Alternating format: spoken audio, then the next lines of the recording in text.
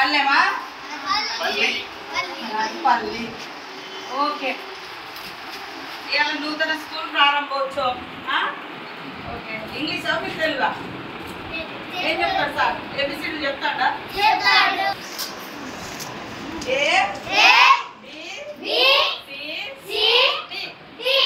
Okay బంగారుపల్లెం కంటనర్ school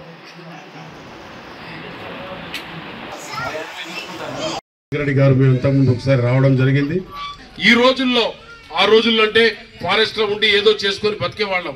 ఈ రోజుల్లో education అనేది రాబోయే తరానికి ఎడ్యుకేషన్ అనేది ముఖ్యం కాబట్టి ఎల్డబ్ల్యూలో ఉన్న పర్మిషన్ ఇవ్వవలసిందిగా గవర్నమెంట్ ఆఫ్ ఇండియాకు తప్పకుండా మాట్లాడి ఇంతకు ముందు గౌరవ మంత్రి గారు చెప్పినట్టు తప్పకుండా మార్గదర్శిగా నరేంద్ర కుమార్ గారికి కూడా సోషల్ జస్టిస్ జరగాలి అంటే పేదరికంపై యుద్ధం జరగాలి. పేదరిక నిర్మూలన జరగాలంటే విద్య కానీ వైద్యం కానీ వ్యవసాయం కానీ రోడ్డు రవాణా వ్యవస్థ కానీ ఇవన్నీ కూడా మెరుగుపరచాల్సిన అవసరం ఉంది. అప్పుడు మిగతా వర్గాలతోటి అట్టడుగు వర్గాలు ఆదివాసులు కానీ గిరిజనులు కానీ దళితులు కానీ మైనార్టీలు కానీ బహుజనులు కానీ బాగుపడాలంటే ఈనాటి పిల్లలందరికీ విద్యా అవకాశాలు మెరుగుపరచాలి, ఉద్యోగ అవకాశాలు కల్పించాలి, అదేవిధంగా వ్యవసాయ రంగాన్ని మెరుగుపరచాలి. కానీ ఇవన్నిటికీ ఆటంకంగా మాలాంటి మరి వెనుకబడ్డ ప్రాంతంలో ప్రధాన ఆటంకం వైల్డ్ లైఫ్ అనేది చాలా ఆటంకంగా ఉంది.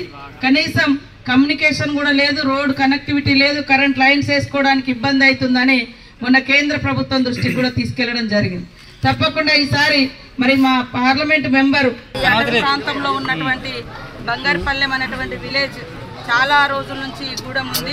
పర్మనెంట్ స్ట్రక్చర్ లేకపోవడంతో కనీసం మరి ఎలాంటి విద్య వాళ్ళు అందుకోలేనటువంటి పరిస్థితులలో మేము వినూత్నంగా ఆలోచించి తక్షణమే వీళ్లకు ఒక స్కూల్ నిర్మాణం జరగాలి అంటే మరి ఇక్కడ ఉన్నటువంటి వైల్డ్ లైఫ్ సాంచురీ ఆంక్షలు కానీ ఫారెస్ట్ డిపార్ట్మెంట్ సెంట్రల్ నుంచి ఉండేటువంటి ఆంక్షలు రీత్యా మరి తక్షణము వీళ్ళకు ఒక స్కూల్ ఏర్పాటు చేయాలని ఆలోచించడంతో వెంటనే కలెక్టర్ గారు మనం ఎట్లాగో కంటైనర్ హాస్పిటల్స్ పెట్టినాం కదా మేడం, అట్లనే కంటైనర్ స్కూల్ కూడా ఏర్పాటు చేసుకుంటే పిల్లలకు తక్షణ మరి సదుపాయాన్ని ఇచ్చి మంచి ఎడ్యుకేషన్ ఇవ్వడానికి ఒక స్కోప్ ఉంటుందని ఈరోజు 13 లక్షలతోటి ఫ్యాన్లు కానీ కింద కూడా సంపూర్ణమైనటువంటి బేస్మెంట్తో మేము ఏర్పాటు చేయడం జరిగింది.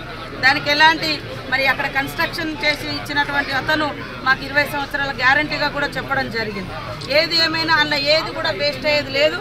ఒకవేళ ఈ మనం పర్మనెంట్ స్ట్రక్చర్ నిర్మించుకుంటే భవిష్యత్తులో ఖచ్చితంగా ఇది మళ్ళీ కూడా పెట్టుకోవడానికి అవకాశం ఉంటుంది. కానీ ఇప్పుడున్నటువంటి మరి అటవీ ప్రాంతాల్లో ఉన్నటువంటి పరిస్థితుల రీత్యా ఖచ్చితంగా ఇలాంటి ఇంకా 2-3 కూడా మేము స్కూల్స్ ఏర్పాటు చేయబోతున్నాం. చాలా ఊళ్ళల్లో వాగులు తోగులు ఉన్న కాడ మరి పర్మనెంట్ స్ట్రక్చర్ ఏర్పాటు చేయాలంటే లారీలు కానీ ఇతరత్ర పోలేనటువంటి పరిస్థితులలోకి ఇలాంటి నిర్మాణాలు చేసి దాటిచ్చే విధంగా కూడా ఏర్పాటు చేస్తూ ఉన్నాం. ఎలాంటి ఇబ్బంది ఉండదు పిల్లలకు కానీ.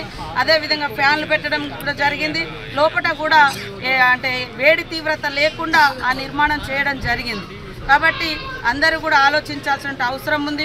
ముఖ్యంగా గత 10 సంవత్సరాలలో 1000 స్కూళ్ళు మూతేసినటువంటి బీఆర్ఎస్ ప్రభుత్వం ఇవాళ వాళ్ళేదో కొత్తగా చేస్తున్నట్టుగా మేము వచ్చినాకనే మొత్తం ధ్వంసమైనట్టుగా మాట్లాడుతున్నారు.